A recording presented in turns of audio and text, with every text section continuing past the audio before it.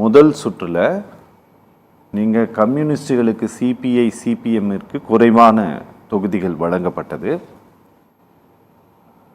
தேமுதிகவிற்கு கூடுதலாக கொடுக்கப்பட்டது. கமலஹாசனுடைய புலம்பல் இதெல்லாம் சொன்னதுனால நான் அவங்க கிட்ட கேட்டேன், அவங்க எனக்கு ஆன்சர் பண்ணல. இன்னைக்கு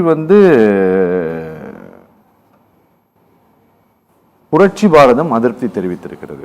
நாங்கள் தனித்து போட்டியிடவும் தயங்க மாட்டோம் அப்படின்னு சொல்லிட்டு. அப்புறம் ஏதோ சிங்கத்தமிழர் கட்சி அப்படிங்கிற ஒரு கட்சிக்கு ஒரு சீட்டை கொடுத்துருக்குது அதிமுக. ரெட்டலையில் போட்டியிட போறாங்க. நான் திரும்பவும் கேட்டு தெரிந்து கொள்ள விரும்புகிறேன், தனிப்பட்ட வகையிலும் தெரிஞ்சுக்க விரும்புகிறேன். ஏன்னா எனக்கு ரொம்ப பழக்கமானவர் திரு ஏசி சண்முகம். அவரோட நிலைமை என்ன? அவர் அதிமுகவை நம்பாமல் பாரதிய ஜனதா கட்சியை நம்பியதால் அவர்களிடமே பேசிக்கொள்ளட்டும் அப்படின்ட்டு நீங்க விட்டுட்டீங்களா? இல்ல, மரியாதைக்குரிய திரு ஏசி சண்முகம் அவர்களுடைய தொகுதி உடன்பாடு என்னன்றது கூடிய விரைவில் உங்களுக்கு தெரிய வரும். எங்களுடைய பொதுச் செயலாளர் அவர்கள் எல்லாம் முடிஞ்சிருச்சுனாரு, வெயிட் பண்ணுங்க, தெரியும்.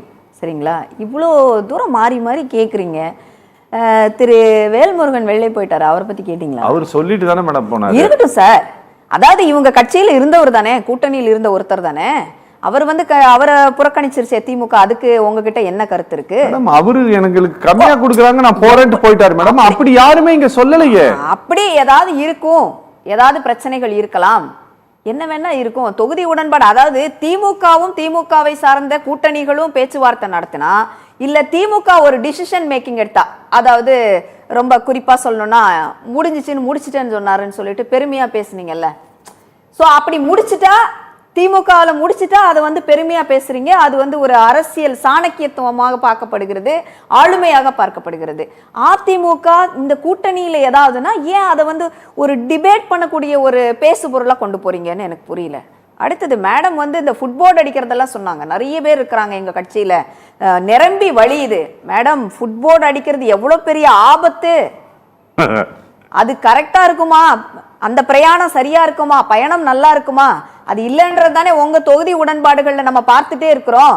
சார் சொல்றாரு, அதாவது அந்தந்த கட்சிக்கு ஏற்ற வளர்ச்சியை வைத்து நம்பர் ஆஃப் சீட்ஸ் அலோகேட் பண்ணியிருக்காங்க திமுகல அப்படின்னு சொல்றாரு. அப்படின்னா எனக்கு டவுட்டா இருக்கு, அப்ப விசிகாவினுடைய வளர்ச்சியெல்லாம் குறைத்து மதிப்பிடுகிறதா திமுக?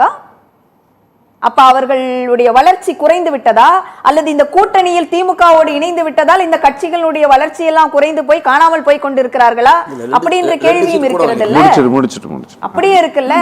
அதாவது எதுக்காக சொல்றேன் அப்படின்னா, தேமுதிகவிற்கு 10 சீட்டுன்னும் போது உங்களுக்கு விசிகாக்கு கம்மினா தேமுதிகவை விட விசிகாவினுடைய கட்சியினுடைய பலம் குறைவாக இருக்கிறதாக நீங்க கருதுகிறீங்களா அப்படின்னு நான் கேட்கிறேன். அதற்கு விடுதலை சிறுத்தைகள் கட்சியினுடைய தலைவர் மரியாதைக்குரிய திரு திருமாவளவன் அதுக்கு அவர் பதில் சொல்லியிருக்காரு. ஏன் அவங்களுக்கு 10 சீட்டு கொடுத்தாங்க, நீங்க அதை பார்த்திருப்பீங்க அப்படின்னு நான் நம்புறேன். ஆனா ஏன் சார் போய் சோசியல் மீடியால அவ்வளவு புலம்பி வந்த அவர் பேசின பேச்சுக்களையும் நீங்க பாத்தீங்கல்ல, ஒரு விரக்தியான ஒரு பேச்சை நீங்க பார்க்கலையா? நம்ம வளர்றத நிறைய பேருக்கு ஏதோ பிடிக்கலன்ற மாதிரி அவர் சொன்னாரே, அதையும் நம்ம கருத்துல எடுத்துக்கணுமா, எடுத்துக்க வேண்டாம்? எடுக்கணும் இல்லையா? அப்போ ஒரு நிறைவான மனதோடு இந்த கட்சியில் கூட்டணியில் இருப்பவர்கள் இன்னைக்கு தொகுதி உடன்பாட்டில் இல்லை என்றது தானே வெளிப்படையாக நமக்கு தெரியுது. அதிமுகவுல நிறைவான மனதோடு இருக்கிறாங்க, நிச்சயமாக இருக்கிறாங்க. இல்லைன்னா என்ன சார், ஏதாவது உங்களுக்கு பிரச்சனை வந்ததா? அழகா தேர்தல் தேதி அறிவிப்பு வந்தது, ஒரே நாள் உட்கார்ந்தாங்க, பேசினாங்க, முடிச்சாங்க, அறிவிப்பு சொன்னாங்க, அடுத்த தொகுதி எந்தெந்த தொகுதி சார் எல்லா கட்சியினுடைய தலைவர்களும் பேசினார்கள், எல்லா கட்சியினுடைய தலைவர்களும் உட்கார்ந்து பேசவே இல்ல, அவங்களே அறிவிச்சிட்டாங்கன்ட்டு தான் புரட்சி பாரதம் சொல்றாரு. ஜெகன்மூர்த்தி எங்க கிட்ட பேசவே கிடையாது, அவங்களே அறிவிச்சிட்டாங்கன்ட்டு. எங்க கிட்ட பேசவே இல்ல, அறிவிச்சிட்டாங்கன்ட்டு தான் ஜான் பாண்டியன் சொல்றாரு. அப்படியெல்லாம் ஒண்ணும் இல்ல. பிஜேபியோட சில பேர் பேசிட்டு இருந்தாங்க, இப்பதான் நீங்க மேட்டருக்கு வரீங்க. அதிமுகவோடு பேசினவர்களுக்கான அறிவிப்பை நாங்கள் உடனடியாக சொல்லிட்டோம். பிஜேபியோடு பேசினவங்க அவங்க சொல்லிட்டோம். சில முரண்பாடுகள் இருக்கலாம், எல்லாமே வரும் சார். ஆனா திமுகவில் நடந்தது போன்ற ஒரு விஷயம் இங்க நடக்கல. அடுத்தது சின்னத்தை பத்தி பேசினாங்க, மேடமும் சொன்னாங்க, எல்லாம் சின்னம் இப்படி ஆகி போச்சு, பாஜக சின்னத்துல நிக்கிறாங்க, தாமரை நிக்கிறேன். ஏன் மதிமுக எந்த சின்னத்துல நிக்குது சார்? உதயசூரியன்ல நிக்குது இல்ல? 3 சீட்டு உதயசூரியனா? மாநில கட்சி மாநில அளவுல கட்சியில நிக்கிறதுல பிரச்சனை இல்லை மேடம். அதெல்லாம் பிரச்சனை இல்ல. அவங்க அங்கீகாரம் எல்லாம் போய் இழந்து அதெல்லாம் கட்சியே அழிந்தாலும் பிரச்சனை இல்ல. அதெல்லாம் பிரச்சனை இல்லை. அப்படிதானே? தேசிய அதெல்லாம் பிரச்சனை இல்ல. தேசிய கட்சியோட சின்னத்துல மேடம் சொல்றேன் கேளுங்க. என்ன சொல்றீங்க? ஒரு மாநில கட்சி தேசிய கட்சியினுடைய சின்னத்தில் நிற்குது அப்படின்னா கொத்தா 5 சீட்லயும் நிக்க போறேன் அப்படின்ட்டு அறிவிச்சிருக்கிறது இந்த தேர்தல் தான். சரி. இதுக்கு முன்னால தமிழ்நாட்டினுடைய வரலாற்றிலே கிடையாது. அதனால என்ன நடந்துரும்? அதனால ஒண்ணும் கிடையாது. நாங்க என்ன நடந்துரும் நீங்க ரெட்டலை மேல உங்களுக்கு ஏன் நம்பிக்கை போச்சுன்னு கிடையாது. ஆரம்ப நாட்களில் இருந்து பிஜேபியோட பேசிக் கொண்டிருந்தார் தமாகவினுடைய தலைவர். சரியா? அதனால அவர்களுக்குள்ள உடன்பாடு ஏற்பட்டது. தாமரையில் நிக்கிறேன்னு அவங்க முடிவெடுக்கிறாங்க. அது அந்த கட்சியினுடைய தலைவருக்கும் அங்க இருக்கக்கூடிய நிர்வாகிகளுக்குமான ஒரு இது.